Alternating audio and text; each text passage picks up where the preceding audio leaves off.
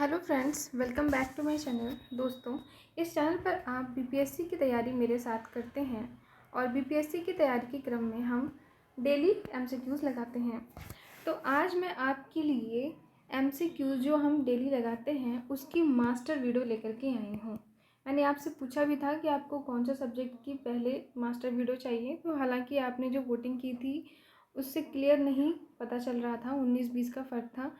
तो मैंने स्टार्टिंग से ही, यानी कि पहले एंशियंट हिस्ट्री, फिर इसके बाद मिडीवल हिस्ट्री, फिर मॉडर्न हिस्ट्री, देन आपका पॉलिटी एंड देन आपका ज्योग्राफी, ऐसे आपकी मास्टर वीडियो आपको प्रोवाइड करते जाऊंगी। और डिस्क्रिप्शन में आपको टेलीग्राम का लिंक दिया हुआ है, वहाँ पर भी आप चले जाइएगा और रिलेटेड जितने भी पीडीएफ हैं उनको डाउनलोड कर लीजिएगा। कुछ मैगजीन्स की पीडीएफ भी वहाँ पर आपको प्रोवाइड कर दी जाएगी और अगर आप चाहें तो मैं द हिंदू की पीडीएफ भी आपको डेली प्रोवाइड कर सकती हूँ, लेकिन उसके लिए आपको मुझे कमेंट सेक्शन में कमेंट करके बताना होगा। एटलीस्ट अगर 10 लोगों ने कमेंट किया कि उन्हें द हिंदू चाहिए तो ही मैं टेलीग्राम पर उसे प्रोवाइड कराऊंगी। तो चलिए आज की मास्टर वीडियो शुरू करते हैं। प्राचीन भारत का इतिहास से पाषाण काल का पहला क्वेश्चन है। भारत में पशुपालन एवं कृषि के प्राचीनतम साक्ष्य प्राप्त हुए हैं, तो ये मेहरगढ़ से हैं। नेक्स्ट है, निम्नलिखित में से किसको कैल्कोलिथिक युग भी कहा जाता है? इसका राइट आंसर है ताम्र पाषाण युग। ताम्र पाषाण युग को कैल्कोलिथिक युग भी कहा जाता है। जिन संस्कृतियों में तांबे के औजारों के साथ ही पत्थर के बने उपकरणों का प्रचलन मिलता है उन्हें ही ताम्र पाषाणिक संस्कृतियां कहा जाता है।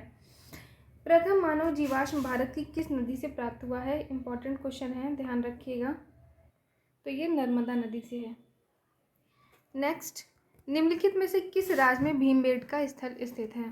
तो ये मध्य प्रदेश में। दोस्तों, ये रिवीजन की वीडियो है, डिटेल में मैं आपको डेली एमसीक्यूज करवाती हूँ बीपीएससी घटना चक्र की। अगर आपको डिटेल में देखना है तो आप वो प्रीवियस वीडियोस देख सकते हैं। यहाँ पर मैं ऑप्शंस नहीं पढ़ूंगी, सिर्फ रिवीजन के पर्पज़ से है। तो हम क्वेश्चन पढ़ेंगे और उसका सीधा आंसर देखते हुए चलेंगे। नेक्स्ट, सूची का मिलान करना है। तो एक तरफ आपका नवपाषाण कालीन स्थल है, दूसरा नवपाषाण कालीन स्थलों के स्थान है।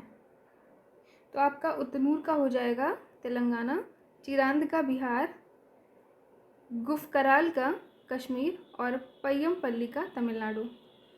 नेक्स्ट, हालांकि इस तरह के क्वेश्चंस में आप थोड़ा सा दिमाग भी लगा करके कर सकते हैं।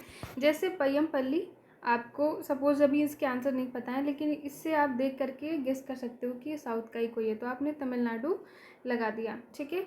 इसके बाद चिरांद बिहार आपको पता ही होगा, क्योंकि आप बीपीएससी की तैयारी कर रहे हैं तो बिहार स्पेशल तो सारी चीज़ें आपको पता होंगी। उसके बाद तो आपने देखा कि बी का 4 किस में है, तो बी का 4 तो एक ही ऑप्शन में है, यहाँ से आप गेस कर सकते हैं। इसी तरह से आपको अगर चिरांद बिहार भी नहीं पता था, केवल आपने गेस किया कि पय्यमपल्ली फिर साउथ का कोई होगा यानी तमिलनाडु, तो देखिए आपके एक ही ऑप्शन में डी का 1 है। यानी कि आप अगर इस तरह के जो क्वेश्चंस होते हैं मैच वाले, उसमें आपको सारे ऑप्शंस ना भी पता हो या कोई भी ऑप्शन ना पता हो, तो आप थोड़ा सा दिमाग लगा करके कर सकते हैं। नेक्स्ट है, अगेन सूची का मिलान है। तो इसमें भी आप सबसे पहले देखो मालवा का क्या होगा, नर्मदा होगा। देखो डी का 2 ऑप्शन किस में है, तो ऑप्शन सी में है, सीधा ये राइट आंसर हो जाएगा। नेक्स्ट है, सैंधव सभ्यता से, सिंधु सभ्यता निम्नलिखित में से किस युग में पड़ता है? तो ये आदि ऐतिहासिक काल में है। ऐतिहासिक काल का निर्धारण पठनीय लेखन कला के ज्ञान के आधार पर किया गया है। लेखन कला के ज्ञान से पहले का कालखंड प्राग ऐतिहासिक कालखंड होता है। भारतीय इतिहास में लगभग 2300 बीसी से 600 बीसी का कालखंड आदि ऐतिहासिक माना गया है। बीसी का फुल फॉर्म क्या है? अगर आपको पता है तो कमेंट सेक्शन में कमेंट करके बताइए। सिंधु घाटी सभ्यता की सबसे महत्वपूर्ण विशेषता क्या है? तो इसमें से एक से अधिक राइट आंसर हो जाएगा। सिंधु घाटी सभ्यता की प्रमुख विशेषता नगर नियोजन को माना जाता है। यहाँ नगर और कस्बे एक निश्चित योजना के अनुसार बनाए जाते थे। पक्की ईंट से बनी इमारतों में मोहनजोदड़ो का विशाल स्नानागार और अन्नागार प्रमुख है। दोस्तों, मोहनजोदड़ो का अर्थ क्या है? अगर आपको पता है तो कमेंट करके बताइए। नेक्स्ट, किस शहर को मिनी हड़प्पा कहते हैं? इंपॉर्टेंट है, तो ये लोथल है। लोथल प्राचीन हड़प्पा सिंधु सभ्यता के सबसे दक्षिणी शहरों में से एक है और ये आधुनिक गुजरात राज्य में है, ये भी ध्यान रखेंगे। निम्नलिखित में से कौन सा एक हड़प्पा का बंदरगाह है? लोथल। निम्नलिखित में से कौन सा हड़प्पाकालीन स्थल गुजरात में है? लोथल। निम्नलिखित में से कौन सा जानवर सिंधु घाटी सभ्यता के लोगों को नहीं पता था? Most repeated most important question है, इसमें से घोड़ा हो जाएगा। तो ऑप्शंस में से आप देखेंगे तो कौन कौन से हैं वो आपको पता होना चाहिए। यहाँ पर प्रश्नगत विकल्पों में से लोगों को बैल तथा हाथी की जानकारी थी लेकिन घोड़े के बारे में नहीं पता था। हड़प्पा के विभिन्न स्थलों से प्राप्त अस्थियां गध खुर की हैं तो या पालतू घोड़े की हैं, ये निश्चित कर पाना कठिन है। हड़प्पा, लोथल, सुरकोटा, कुंसी एवं कालीबंगा से अश्व या उसकी प्रजाति की अन्य जातियों के अवशेषों के साक्ष्य प्राप्त हुए हैं। नेक्स्ट, घोड़े के विषय में यही कहना समीचीन होगा कि हड़प्पा सभ्यता में इसके अस्तित्व को पूर्ण रूप से नकारा नहीं जा सकता, हालांकि इसका उपयोग अत्यंत सीमित रहा होगा। और बीपीएससी ने भी ऑप्शन बी को राइट माना है। निम्नलिखित में से किस हड़प्पाकालीन स्थल से टेराकोटा का हल प्राप्त हुआ है? तो टेराकोटा क्या हो? टेराकोटा मिट्टी से बने हुए जो बर्तन थे या ऐसे आकृतियाँ, उनको कहते हैं। तो इनमें से एक से अधिक हो जाएगा। आइए व्याख्या देखते हैं। प्रश्नगत विकल्पों में बनावली यानी हरियाणा तथा कालीबंगा राजस्थान नाम के सिंधु घाटी स्थल से हल्की खोज से संबंधित टेराकोटा की प्रतिकृति प्राप्त हुई है। आर्कियोलॉजिकल सर्वे ऑफ इंडिया यानी एएसआई के अनुसार कालीबंगा नाम के स्थल के आरंभिक चरण से जुते हुए खेत के साथ साथ टेराकोटा हल की प्राप्ति हुई है। इसके अतिरिक्त हरियाणा के फतेहाबाद जिले में अवस्थित बनावली नाम के पुरास्थल से भी टेराकोटा हल की प्राप्ति हुई है। निम्न में से किस हड़प्पन नगर में जुते हुए खेतों के निशान मिले हैं? तो ये कालीबंगा है। नेक्स्ट है, किस हड़प्पा स्थल पर हमें जुते हुए खेत के साक्ष्य मिले हैं? कालीबंगा राजस्थान। निम्न में से कौन हड़प्पा और मोहनजोदड़ो के उत्खनन से संबंधित नहीं थे? तो इनमें से वीए स्मिथ हैं। नेक्स्ट, हड़प्पा में मिट्टी के बर्तनों पर सामान्यतः किस रंग का उपयोग हुआ था? तो ये लाल है, इम्पोर्टेंट है, ध्यान रखिएगा।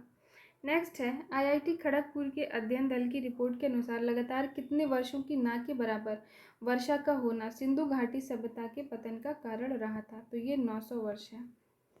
नेक्स्ट, वैदिक काल। प्रारंभिक वैदिक काल के दौरान कौन सा शहर प्राचीन मगध साम्राज्य की राजधानी के रूप में था? तो ये राजगृह था, वर्तमान राजगीर।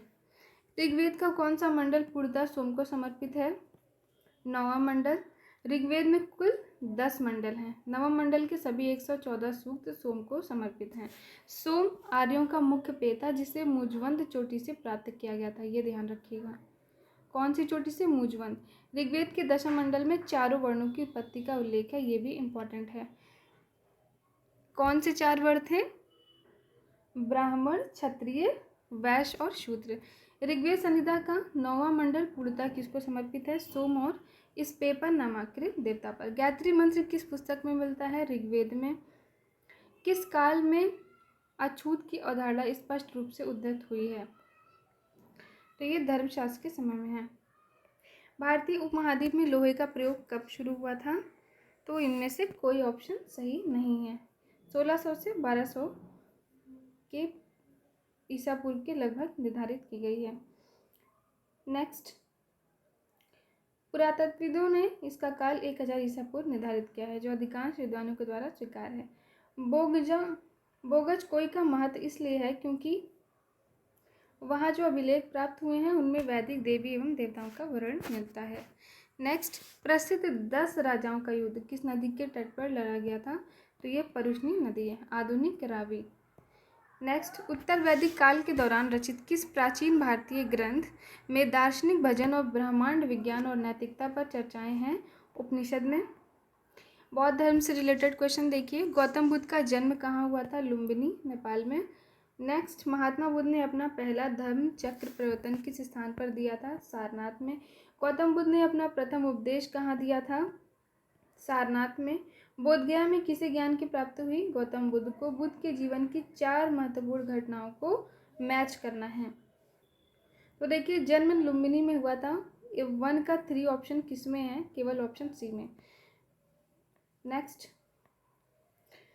तो यहाँ से क्या हो जाएगा, जन्म लुम्बिनी में, ज्ञान प्राप्ति बोधगया, प्रथम प्रवचन सारनाथ और निधन कुशीनगर में। नेक्स्ट, अजातशत्रु के शासनकाल में प्रथम बौद्ध संगीति का आयोजन किस नगर में किया गया था? तो ये राजगृह में किया गया था। प्रथम बौद्ध संगीति के अध्यक्ष कौन थे? महाकश्यप। प्रथम बौद्ध महासभा कहाँ आयोजित हुई थी? राजगृह में। भगवान बुद्ध के महापरिनिर्वाण के बाद पहली बौद्ध संगीति हुई थी? राजगृह में। कनिष्क के शासनकाल में बौद्ध सभा किस नगर में आयोजित की गई थी? तो ये कश्मीर में। नेक्स्ट, इनमें से किस शासक ने चतुर्थ बौद्ध संगीति कश्मीर में आयोजित की थी? कनिष्क ने। अशोक के शासनकाल में बौद्ध सभा किस नगर में आयोजित की गई थी? पाटलिपुत्र में। तृतीय बौद्ध सभा किस स्थान पर बुलाई गई थी? पाटलिपुत्र में। दोस्तों, अगर वीडियो पसंद आ रही है तो लाइक कर दीजिए। महात्मा बुद्ध को महापरिनिर्वाण कहाँ हुआ था? तो ये कुशीनगर में है। नेक्स्ट, त्रिपिटक किसकी धार्मिक पुस्तक है? मोस्ट इम्पॉर्टेंट है, तो ये बौद्ध की है। कौन कौन से? विनय पिटक, सूत्र पिटक और अभिधम्म पिटक। निम्नलिखित में कौन महायान बौद्ध धर्म और हीनयान बौद्ध धर्म के बीच मूलभूत अंतर का प्रतिनिधित्व करता है? तो ये देवी देवताओं की मूर्ति की पूजा करना। नेक्स्ट है, बोधगया में बोधि वृक्ष अपने वंश की, तो ये विवादित क्वेश्चन है, छोड़ देते हैं। चीनी यात्री सुंग्यू ने भारत की यात्रा कब की थी? ऑप्शन है 515 से 520 ईस्वी। बोधगया में महाबोधि मंदिर बनाया गया है, जहां गौतम बुद्ध को क्या ज्ञान प्राप्त हुआ था? नेक्स्ट, गौतम बुद्ध को एक देवता का स्थान किस राजा के युग में प्राप्त हुआ था? कनिष्क। वे शिक्षक जिनसे बुद्ध ने महाभिनिष्क्रमण के बाद सबसे पहले ज्ञान की प्राप्ति की थी, तो ये अलार कलाम थे एवं रुद्रक रामपुत्र। भारतीय कला में स्तूप, चैत्य और विहार का निर्माण निम्नलिखित में से किससे संबंधित है? तो बौद्ध धर्म से संबंधित है। नेक्स्ट, निम्नलिखित में से कौन सी बात बौद्ध धर्म और जैन धर्म में समान नहीं है? तो ये है आत्मदमन। नालंदा विश्वविद्यालय ज्ञान का महान केंद्र था बौद्ध धर्म का। नेक्स्ट, बुद्ध की प्राचीनतम प्रतिमा किस शैली में प्राप्त हुई है? तो इनमें से कोई नहीं। नेक्स्ट, विश्व का सबसे ऊंचा कहा जाने वाला विश्व शांति स्तूप बिहार में कहाँ? तो ये राजगीर में है, 400 मीटर की ऊंचाई। बोधगया में महाबोधि मंदिर बनाया गया है, जहाँ पर गौतम बुद्ध को ज्ञान प्राप्त हुआ था। 6 वर्ष की साधना के पश्चात 35 वर्ष की आयु में वैशाख पूर्णिमा की रात पीपल के वृक्ष के नीचे। आइए जैन धर्म के बारे में रिवाइज कर लेते हैं। महावीर स्वामी का जन्म कहाँ हुआ था? कुंडग्राम में, वैशाली के निकट है जो कि। उनकी माता त्रिशला वैशाली के लिच्छवी गणराज के प्रमुख चेटक की बहन थी तथा पिता सिद्धार्थ ज्ञात्रिक क्षत्रियों के संघ के प्रधान थे। उनसे बड़े भाई नंदीवर्धन थे। कुछ प्राचीन संस्करण की एनसीईआरटी पुस्तकों में महावीर स्वामी का जन्म 540 में है। इसी आधार पर अनेक अन्य प्रकाशकों ने भी यही जन्म तिथि लिखी है, जिससे भ्रम की स्थिति है। महावीर स्वामी का सही जन्म तिथि 599 ईसा पूर्व ही उचित है, क्योंकि महावीर स्वामी महात्मा बुद्ध के पहले के काल के हैं। ठीक है, महात्मा बुद्ध का जन्म 563 ईसा पूर्व। एनसीईआरटी के नवीन संस्करणों में अब महावीर स्वामी का जन्म 599 ईसा पूर्व प्रकाशित हो चुका है, तो आप ये ध्यान रखेंगे। महावीर का प्रथम शिष्य था जमाली। भगवान महावीर का जन्म क्षत्रिय वंश के सामंत सिद्धार्थ के यहाँ हुआ था। उनकी पत्नी का नाम यशोदा था। उनसे प्रियदर्शना नाम की पुत्री उत्पन्न हुई थी। उस पुत्री का विवाह जमाली नाम के क्षत्रिय से हुआ था, जो बाद में महावीर स्वामी का अनुयायी बन गया था और उनका प्रथम शिष्य था। जैन धर्म के प्रवर्तक महावीर जी का मोक्ष स्थान कहाँ स्थित है? तो ये पावापुरी में है। नेक्स्ट, महावीर जैन की मृत्यु निम्नलिखित में से किस नगर में हुई थी? पावापुरी में। बराबर की गुफाओं का उपयोग किसने आश्रय गृह के रूप में किया था? आजीवकों ने। निम्नलिखित में से कौन सबसे पूर्वकालिक जैन ग्रंथ कहलाता है? 14 पूर्व। नेक्स्ट, त्रिरत्न या 3 रत्न जैसे सटीक ज्ञान, सच्ची आस्था और सटीक क्रिया किससे संबंधित है? तो ये जैन धर्म से है। वो त्रिपिटक था बौद्ध में और यहाँ त्रिरत्न है, ध्यान रखेंगे। सम्यक ज्ञान, सम्यक दर्शन और सम्यक चरित्र। निम्नलिखित में से कौन सी बात बौद्ध धर्म और जैन धर्म में समान नहीं है? तो ये आत्मदमन है। हमने ऊपर भी देखा अभी। आजीवक संप्रदाय के संस्थापक थे मखली गोसाल। इंपॉर्टेंट है, ध्यान रखिएगा। पाटलिपुत्र में बुलाई गई प्रथम जैन संगीति के अध्यक्ष कौन थे? तो ये स्थूलभद्र थे। निम्नलिखित राजाओं में से किसका जैन धर्म के प्रति भारी झुकाव था? खारवेल। वह स्थान जहाँ महावीर ने पूर्ण आध्यात्मिक ज्ञान यानी केवल ज्ञान प्राप्त किया था। तो ये जम्बी ग्राम। 12 वर्ष की कठोर तपस्या और साधना के पश्चात जम्बी ग्राम के समीप त्रिजुपालिका नदी के तट पर साल वृक्ष के नीचे इनको ज्ञान प्राप्ति हुआ था और ये केवलिन कहलाए थे। केवल का मतलब पूर्ण ज्ञान। नेक्स्ट, भागवत धर्म, भागवत संप्रदाय के विकास में किसकी देन अत्यधिक है? तो ये गुप्त हैं। नेक्स्ट, पाटलिपुत्र के संस्थापक थे। तो ये विवादित क्वेश्चन है, इसको छोड़ देते हैं। पाटलिपुत्र को किस शासक ने, ये भी विवादित क्वेश्चन है, आइए थोड़ा देख लेते हैं। पाटलिपुत्र के संस्थापक स्थापना अजातशत्रु ने गंगा और सोन नदी के संगम पर पाटली ग्राम में एक किला बनाकर की थी। उदयन ने मगध साम्राज्य की राजधानी राजगृह से पाटलिपुत्र स्थानांतरित की थी। बीपीएससी ने ऑप्शन ए को माना है, जो कि त्रुटिपूर्ण है। नेक्स्ट है, पाटलिपुत्र को किस शासक ने सर्वप्रथम अपनी राजधानी बनाया था? तो अभी हमने ऊपर देख लिया है। किस शासक ने अपनी राजधानी पाटलिपुत्र में स्थानांतरित की थी? उदयन ने। तो दोस्तों, आज हमने एंशिएंट हिस्ट्री का रिवीजन कर लिया है। आपकी एंशिएंट हिस्ट्री की मास्टर वीडियो आ गई है। नेक्स्ट संडे को आपकी मिडीवल हिस्ट्री की मास्टर वीडियो आ जाएगी, फिर उसके बाद मॉडर्न की। तो आप ये सारे अच्छे से रिवीजन करते रहिए डेली। आपको डेली भी ऐसा नहीं कि अब आप सोचिए कि चलो हफ्ते में एक दिन मिलता है तो सीधा मास्टर वीडियो ही देखेंगे। आप जितनी ज़्यादा बार क्वेश्चंस को अटेम्प्ट करिएगा, जितनी ज़्यादा बार क्वेश्चंस को रिवाइज करिएगा, आपकी परीक्षा में वो आपको कंफ्यूज नहीं करने देगा, क्योंकि 2 घंटे का टाइम होता है और 2 घंटे में आपको 150 क्वेश्चन लगाने 1/3 निगेटिव मार्किंग का प्रेशर अलग होता है। तो ऐसे में जो क्वेश्चंस आपके रटे होंगे आप वही सही से कर पाएंगे। इसीलिए क्वेश्चंस की ज़्यादा से ज़्यादा प्रैक्टिस करिए और जो भी वीडियोस अपलोड की जाती हैं उनको ज़रूर देखिए।